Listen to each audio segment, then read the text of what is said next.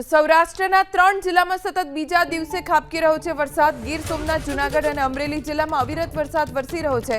તલાળામાં 3 inch, Gir ગઢડામાં 2 inch વરસાદ પડ્યો, સૂત્રાપાડામાં 2 inch, કોડીનારમાં 1.25 inch વરસાદ પડ્યો, ઉનામાં 1.25 ઇંચ વરસાદ, તો વેરાવળમાં પણ 1 ઇંચ જેટલો વરસાદ વરસ્યો છે। હજી પણ સૌરાષ્ટ્રના કેટલાક વિસ્તારોમાં ભારેથી અતિભારે વરસાદનું અનુમાન હવામાન વિભાગ તરફથી વ્યક્ત કરવામાં આવ્યું છે।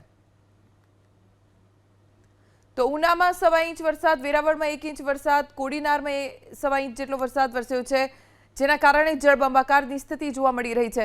રસ્તા જળમગ્ન બની ગયા છે।